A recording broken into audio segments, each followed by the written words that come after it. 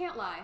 I thought the only reference to Comic Con on this channel was going to be in my New York vlog from October, but the longer I've been staring at the pieces that I bought, the more my mind has just been spinning, and I'm back. Here we are, once again, talking about Comic Con, but this time, everything that I bought from Artist Alley, in greater detail. Once again, just to really briefly preface, I had no idea what I was walking into when I went to Comic Con for the first time. My only real exposure to like those types of characters was Marvel, and that was purely MCU movie Marvel. But walking into Comic Con for the first time, I had no idea just the amount of artwork that was going to be there. I spent so long practically crawling all the way through Artist Alley trying to mentally digest every piece of art I could. There were characters I recognized, there were characters I didn't, there were characters that were being created by the minds of the artists themselves, all from stories that I knew, stories that I didn't know, and again, stories from the artist's minds. At each table, it felt like I was stepping into the subconscious of the artist. There were some artists who, when they didn't have any patrons at their table, were sitting there and creating right there. And it was so cool to see ideas become reality practically before my own eyes. Actually before my own eyes. And originally, I wasn't planning on buying anything, but I was sucked in by the middle of row A, so that plan went out the window quite quickly. But I only spent $65, which I think is pretty impressive. I only bought a few things, so this will be a short video. I'm just gonna go through what I bought and tell you why I bought it, why I was drawn to it, and what I got from it. So enjoy. So the first thing I got, and it was actually free, was this mini comic preview comic of Romeo versus Juliet, which I got signed by the artist, which I thought was kind of cool. So as a part of Free Comic Book Day, this artist gave us the first bit in the preview of a full comic that is coming out in January, and I was drawn to this originally because it is a more violent version of the well-known Shakespeare story Romeo and Juliet. It's literally a kill Shakespeare adventure, and I love all things Romeo and Juliet. Call me basic if you want. I absolutely adore every variation of Romeo and Juliet. It's one of my favorite Shakespeare stories. Side note, Romeo and Juliet is one of the best variations. Look it up, it's fantastic. And the cover immediately caught my attention because Juliet looks like a total warrior here, and I really loved that adaptation. And I'm not normally one for violence or artist portrayals of violence, but something about this just really caught my attention in that way. The art style and basically just how harrowed everyone looks all of the time. I don't know, I just really liked that. Spoiler, if you're interested in this, skip ahead of like 10 seconds. But this is how that chapter preview section ended.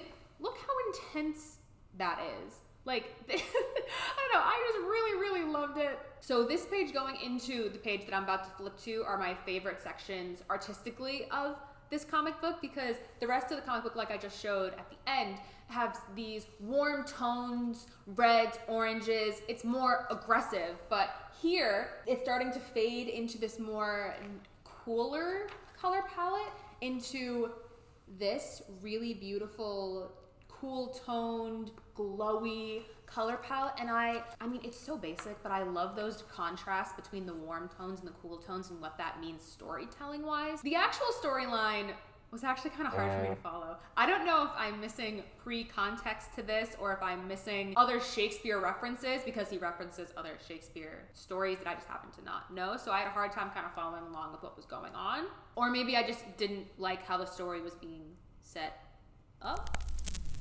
Probably won't end up buying the entire comic book when it comes out in January. I did enjoy paging through this, reading the story, and I will look at this whenever I feel artistically deprived. Now for this next piece, I am absolutely kicking myself because I don't know the name of the artist, didn't grab the name of the artist. I really was just drawn to this, and then I walked away, and I'm so angry because this is my favorite piece that I bought. Just take a second. Just really take in this piece of art.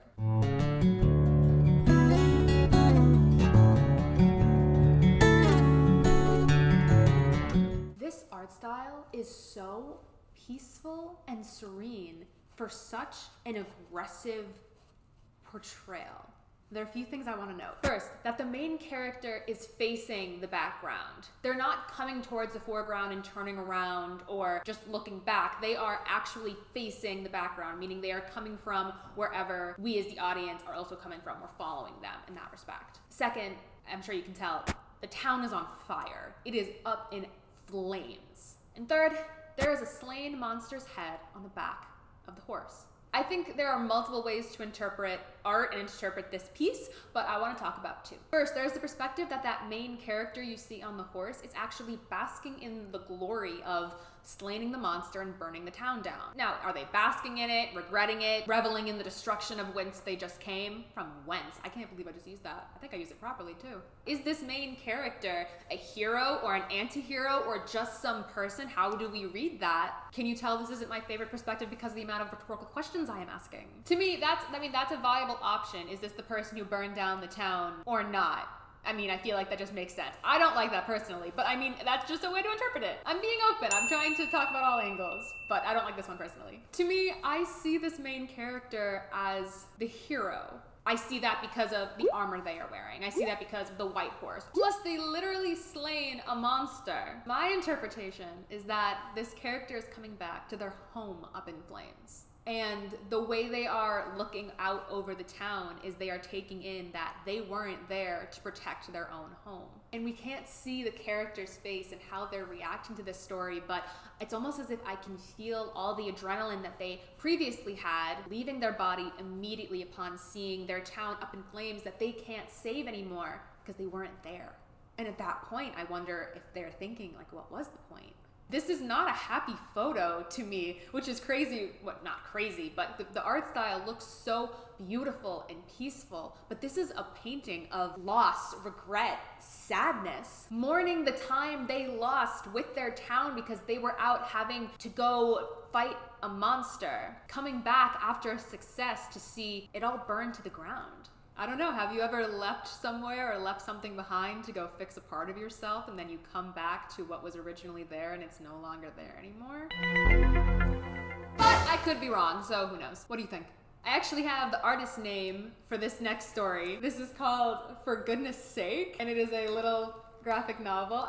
This was such a great read. It's about this guy who is cursed and becomes a demon, and he comes across this free-spirited, very happy girl, and she decides to basically take him in and help him become uncursed again. It is the epitome of the grumpy sunshine trope, and that is another one of my absolute favorite tropes. Little sneak peek, but look how cute the art style is. Isn't it just so cute? My favorite part is the demon, his eyes turn black when people have negative emotions towards him. So the girl wants to figure out what happens to him if people have positive emotions towards him. Ah, swoon. And yes, I just said swoon aloud. That is adorable. When I got the book, I didn't realize that the artist had put some stickers inside. So I opened the book for the first time and this sticker came out. Without the context of the book, this is a hilarious thing to just receive when you open a book for the first time. Okay, these next two pieces go together because they're from the same artist, and they both have this very similar large grand background, little creature in the large background vibe. I'm not sure what that represents. Escapism, adventure, just having large backgrounds and little characters, but I eat it up every single time. But this art style is just so beautiful. I just want to be fully immersed in it. If I could, I want to crawl into this painting and just live here for a little bit. I'm gonna go out on a limb here and say that this little teeny tiny person in the red cloak is a version of Little Red Riding Hood. But I do like the interpretation that it's just the cool tone versus warm tone, like I liked so much in Romeo versus Juliet. And then this smaller pen drawing without color. There's no color in this, right? Yeah, there's no color in this. I just really liked it. It's on a cute little postcard, and these two in the middle, for some reason, do not ask me why. Do not ask me why, I do not know. Remind me of Frog and Toad. And I've been getting into Frog and Toad recently just because I really like their characterizations and their characters together. So it reminds me of Frog and Toad, so I got this as well. These make me want to take a nice deep breath and just stare at them and just feel peaceful. So let's just do that all together. Okay, look at your screen. We're all gonna breathe together. Ready? And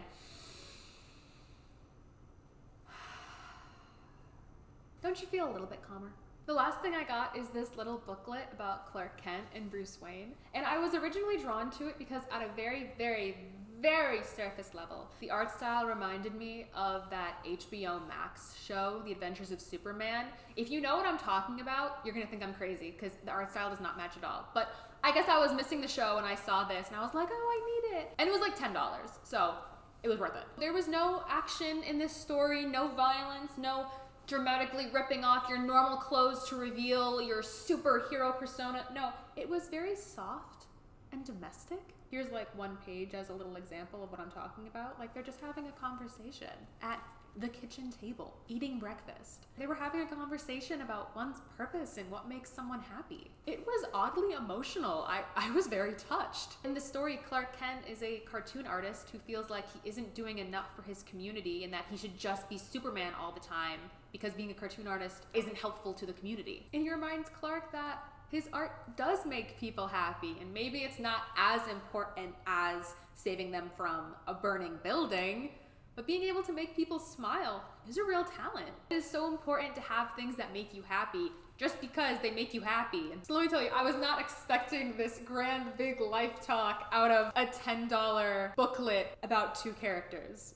But I needed it. I really needed it. This was such an important purchase. And that was everything I got from Comic Con Artist Alley, a very small but very emotionally impactful haul for myself. I am so glad I said yes to going, and this really just goes to show how important it is to be open to new opportunities. So clearly I'm a novice when it comes to this entire world, so I might be totally off base with anything that I'm saying, but in saying that, art is subjective, and I think there are a lot of different interpretations. So keep that in mind before you criticize me. But if any of you are interested in comic books or art or anything like this, I'd love to take in more recommendations, so please comment that down below. I'd love to see more. Thank you so much for watching. I really appreciate it. I'm glad we were able to sit down and just talk about art for a little while. You can hit the like button and subscribe down below. I'll put my last video up over here, and say yes to more things. Until next time.